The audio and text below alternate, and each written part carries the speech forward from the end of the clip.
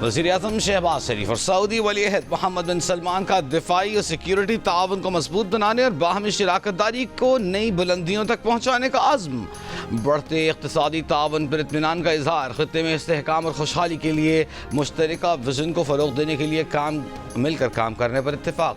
वज़ीर-ए-आज़म ने अहम शोबों में सरमायाकारी बढ़ाने के लिए सऊदी अरब के आज़म को सराहा। जद्दा में मुलाकात के बाद बयान में वज़ीर-ए-आज़म शहबाज शरीफ ने कहा कि सऊदी वली-ए-अहद से तिजारत, सरमायाकारी, तवानाई और सिक्योरिटी के शोबों में ताउन बढ़ाने पर तामीरी गुफ्तगू हुई। मजबूत दो तरफ़ा ताल्लुकात बाहमी इक़्तिसादी शराकत दारी में तब्दील हो रहे हैं। पाकिस्तान से मुसलसल ताउन पर वली-ए-अहद के मशकूर हैं। मशरिक़ वस्ता और यूक्रेन में अमन के लिए सऊदी अरब का किरदार काबिल सताइश है। शहबाज शरीफ और मोहम्मद बिन सलमान की मुलाकात में नायब वज़ीर-ए-आज़म इसहाक़ डार, army chief general Asim Munir, वज़ीर आला पंजाब मरियम नवाज भी मौजूद थीं।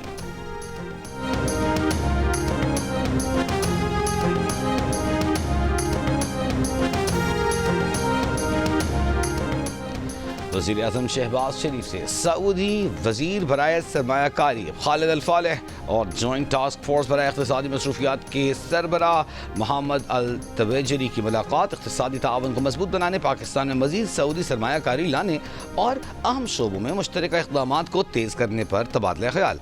वज़ीर-ए-आज़म की सऊदी सरमायाकारों को SIFC के तहत मौक़े तलाश करने की दावत।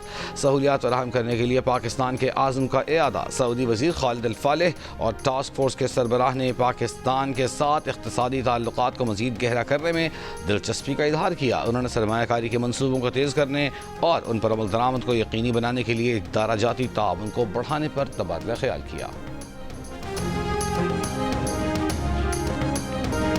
बानी PTI से मुताल्लिक़ सवाल पर अमरीका का रद्द-ए-अमल से इनकार। तर्जुमान महकमा ख़ारजा टैमी ब्रूस ने कहा, किसी दूसरे मुल्क के अंदरूनी मामलात पर बात नहीं की जाएगी। सदर ट्रंप की सोच से मुताल्लिक़ चाहें तो वाइट हाउस ज़रूर बताएगा। सदर ट्रंप और वज़ीर ख़ारजा ने वाज़ेह कर रखा है कि हमें कुर्रा अर्ज़ की परवाह है, अमरीका को अपने पड़ोसियों की परवाह है, हमें इस बात की फ़िक्र है कि दुनिया में क्या हो रहा है और ये हमारे अमल से वाज़ेह है।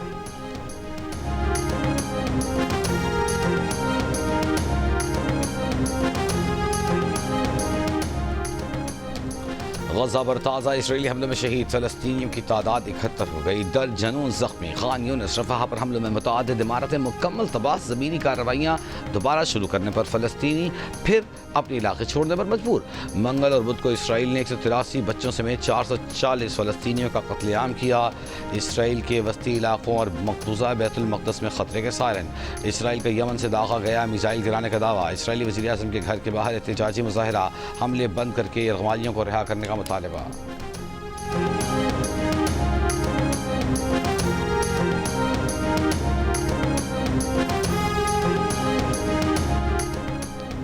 सुपरिटेंडेंट अडियाला जेल के खिलाफ तौहीन अदालत केस जस्टिस सरदार एजाज की अदालत में आज भी न लगा। कॉज लिस्ट मनसूख करके केस दूसरे बेंच को भेजने पर तौहीन अदालत की कार्रवाई के दौरान जस्टिस एजाज ने कहा, वो बेंच तौहीन अदालत केस सुनेगा जिसने ऑर्डर ही नहीं किया या वो जिसकी हुक्म अधूरी हुई। इस इशू पर फाइनल जजमेंट में लिखेंगे। इस तरह केस ट्रांसफ़र करने के कानून में कोई गुंजाइश नहीं। हमेशा कहते हैं जज का एहतसाब आवाम करते हैं, कहीं और नहीं होता।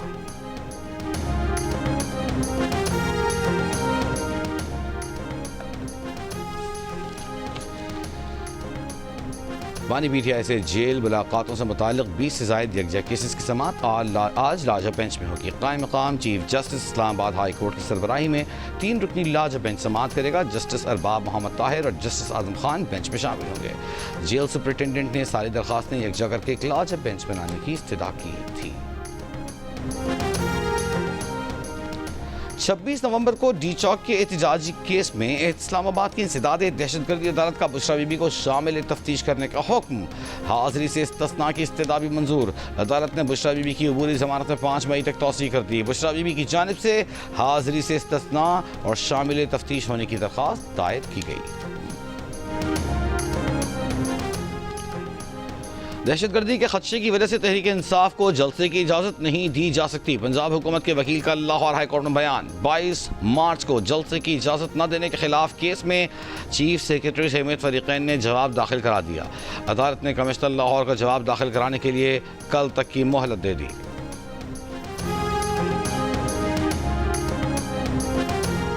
बरतानिया में قومی ایئر لائن سمیت تمام پاکستانی ایئر لائنز پر 5 سال سے پابندی پر نظر ثانی کے لیے برطانوی ایئر سیفٹی کمیٹی کا اہم اجلاس آج ہوگا۔ جولائی 2020 میں برطانیہ اور یورپ میں تمام پاکستانی ایئر لائنز کی پروازوں پر پابندی لگی تھی۔ سول ایویشن حکام پر امید ہے کہ پاکستانی ایئر لائنز پر عائد پابندی ہٹا دی جائے۔ پاکستانی ایئر لائنز پر جعلی لائسنس پائلٹ اسکینڈل معاملے پر پابندی لگی تھی۔ قومی ایئر لائن کو 120 ارب روپے سے زائد کا نقصان اٹھانا پڑا تھا۔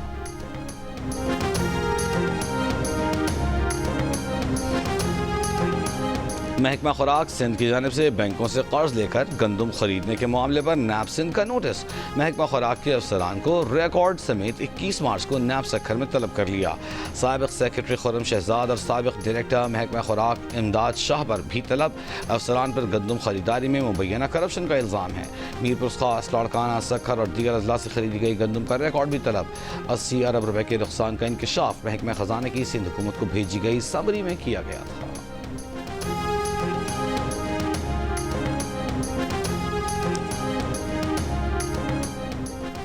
کراچی کے ساحل کے ساتھ پورٹ ٹرسٹ نے 7 ایکڑ زمین سے قبضہ چھڑا لیا۔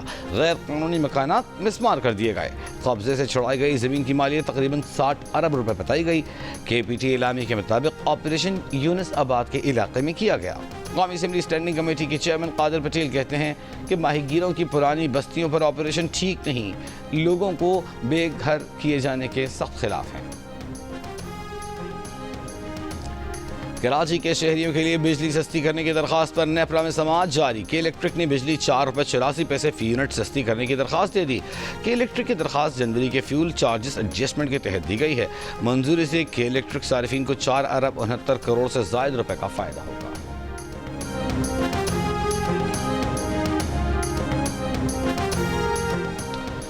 کوئٹہ سے اندرون ملک کے لیے ٹرین سروس 9 روز سے معطل۔ 11 مارچ کو دہشت گردی سے متاثرہ ٹریک اور جعفر ایکسپریس کی متاثرہ بوگیوں کی مرمت کا کام مکمل کر لیا گیا۔ ریلوے حکام کے مطابق اندرون ملک کے لیے ٹرین سروس سیکیورٹی کلیئرنس کے بعد بحال کی جائے گی۔ چمن کے لیے پیسنجر ٹرین بحال کی جا چکی ہے۔ دشمن کے پاس لگ بھگ 34,000 جنگجو موجود ہیں۔ وزیر اعلیٰ خیبر پختونخوا علیمن گنڈافور کا دعویٰ۔ ساتھ ہی خیبر پختونخوا میں آپریشن کی مخالفت بھی کر دی۔ کہا خیبر پختونخوا میں کسی صورت آپریشن کی اجازت نہیں دیں گے۔ جتنے دہشت گرد مارے جا رہے ہیں افغانستان سے اتنے مزید آ رہے ہیں۔ علیمن گنڈافور نے کہا کہ ایک اندازے کے مطابق 9.5 سے 11,500 کے قریب جنگجو ہمارے علاقے میں آ چکے ہیں، جبکہ بارڈر اور دوسری طرف 22,500 کے لگ بھگ جنگجو موجود ہیں۔ عوام ساتھ ہوں اور نیت صاف ہو تو ان سے نمٹ لیں گے۔ وزیر اعلیٰ خیبر پختونخوا نے کہا کہ قومی سلامتی کمیٹی کا اجلاس میٹنگ کم اور پریزنٹیشن زیادہ تھی۔ پریزنٹیشن اور اعلامیہ پیش کرنے سے دہشت گردی ختم ہونا ہوتی تو اب تک ہو چکی ہوتی۔ کہا قومی سلامتی کمیٹی کے اجلاس میں بانی PTI کے حوالے سے کوئی بات نہیں ہوئی۔ آگے بڑھنے کے لیے بانی PTI کو رہا کرنا ہوگا۔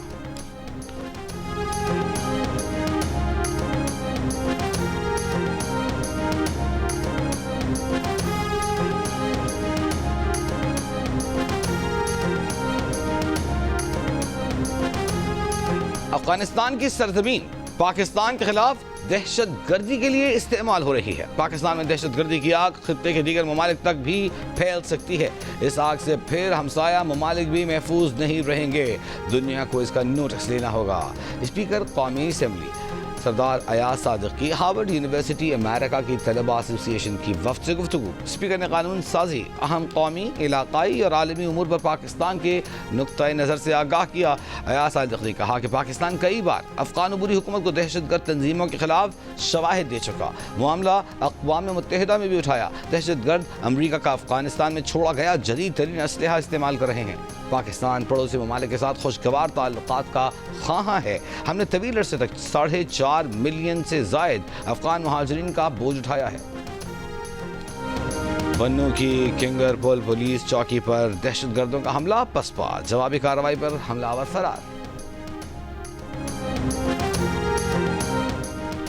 مصنوع کھڈکوچا بیٹ پر موٹر وے پولیس اہلکار کو مسلح افراد نے لوٹ لیا۔ لیویز انتظامیہ کے مطابق ملزمان اہلکاروں سے 4 کلاشنکوفیں، 4 پستول، 2 گاڑیاں اور 4 موبائل فونز چھین کر لے گئے۔ ڈی جی بلوچستان لیویز نے ضلع چاغی میں بزدلی کا مظاہرہ کرنے والے 4 لیویز اہلکاروں کو نوکری سے برطرف کر دیا۔ چاغی لیویز کے 4 اہلکاروں نے شدت پسندوں نے ان سے اسلحہ چھین لیا تھا۔ غفلت برتنے والے لیویز کے خلاف تادیبی قانونی کارروائی بھی ہوگی۔ تنازعات کے متبادل حل کے لیے سٹی کورٹ میں پہلا ثالثی سینٹر قائم۔ سندھ ہائی کورٹ نے ضلع شرقی میں ثالثی مرکز قائم کرنے کا نوٹیفیکیشن جاری کر دیا۔ عدالتوں کی سفارشات پر تنازعات کے متبادل حل کے لیے کام کیا جائے گا۔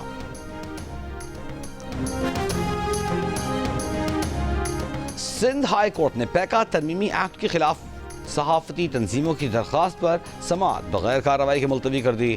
معاون وکیل نے سینئر وکیل منیر اے ملک کے سپریم کورٹ میں مصروف ہونے کے سبب سماعت ملتوی کرنے کی استدعا کی۔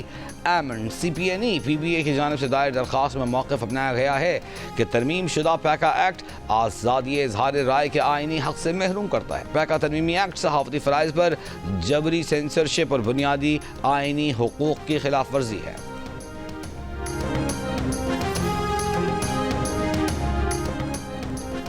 تحریک انصاف پنجاب نے پنجاب حکومت کی ایک سالہ کارکردگی پر وائٹ پیپر جاری کر دیا۔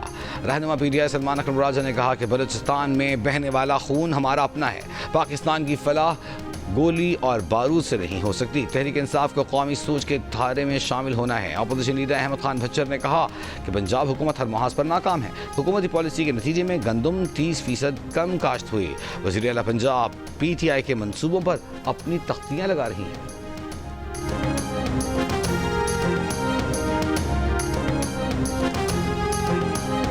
وزیر اطلاعات پنجاب عظمہ بخاری کا کہنا ہے کہ اپوزیشن نے وائٹ پیپر پر سفید جھوٹ ہی چھاپ دیا۔ سیاسی بونے مریم نواز کے قد کو کبھی نہیں پہنچ سکتے۔ لاہور میں میڈیا سے گفتگو عظمہ بخاری نے کہا کہ نون لیگ نے نوجوانوں کو اسکالرشپس، لیپ ٹاپس اور ای بائکس جیسے منصوبے دیے۔ پی ٹی آئی والوں نے کیلیں، پتھر، پیٹرول بم دیے۔ جو ملک کے خلاف سازشیں کرتے ہوں وہ سیاسی جماعت نہیں ہو سکتی۔ پنجاب میں اپوزیشن اور ان کے لیڈر کا حال تمام میڈیا کے سامنے ہے۔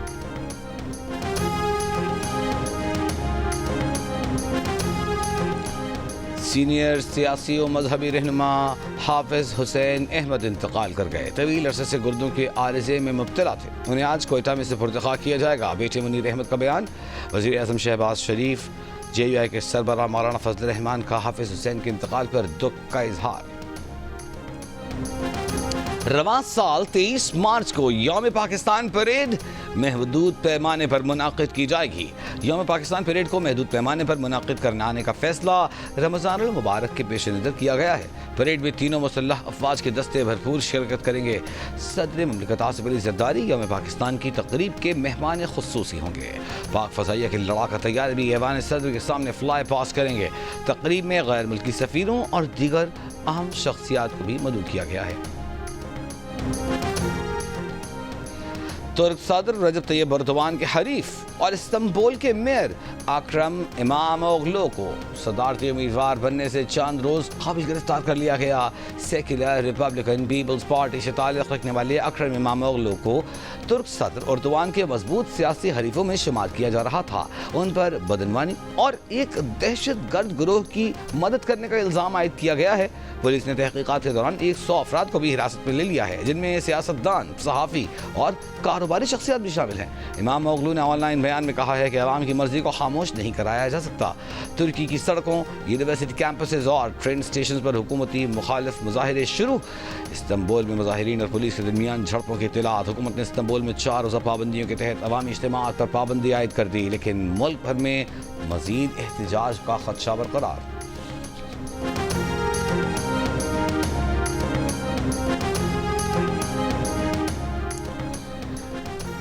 امریکی صدر ڈونلڈ ٹرمپ نے ایران کو بھیجے گئے خط میں ایران کو نئے جوہری معاہدے کے لیے 2 ماہ کی مہلت دی ہے۔ امریکی میڈیا کا دعویٰ ہے کہ خط میں امریکہ اور ایران کے درمیان نئے سرے سے جوہری مذاکرات کی تجویز پیش کی گئی ہے۔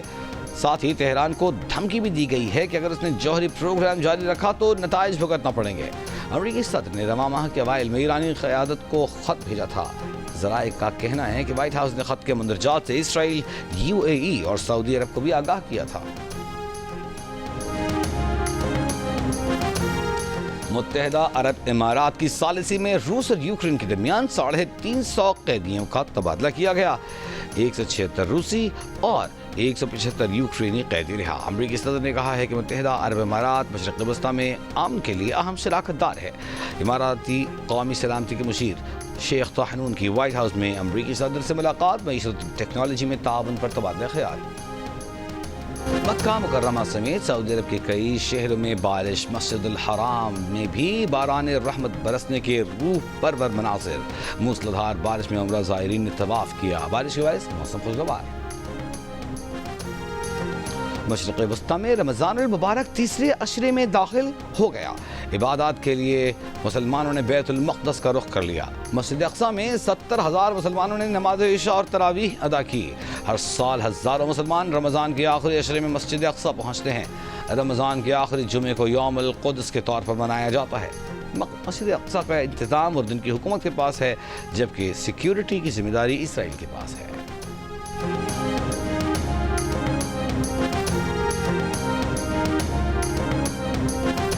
نیوزی لینڈ کے خلاف تیسرے T20 میچ کی تیاریوں کے لیے پاکستانی اسکواڈ آکلینڈ میں ٹریننگ سیشن کر رہا ہے۔ کھلاڑیوں کی بیٹنگ بولنگ کی پریکٹس۔ پاکستان اور نیوزی لینڈ کے درمیان تیسرا T20 میچ کل کھیلا جائے گا۔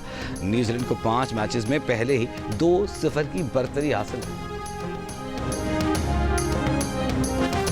نیشنل T20 میں ایبٹ آباد ریجنز نے فیصل آباد کو 8 وکٹ سے ہرا دیا۔ راولپنڈی نے حیدرآباد کو 91 رن سے ہرا دیا۔ ایونٹ میں آج بھی 4 میچز کھیلے جائیں گے۔ تمام میچز جیو سپر پر براہ راست نشر کیے جا رہے ہیں۔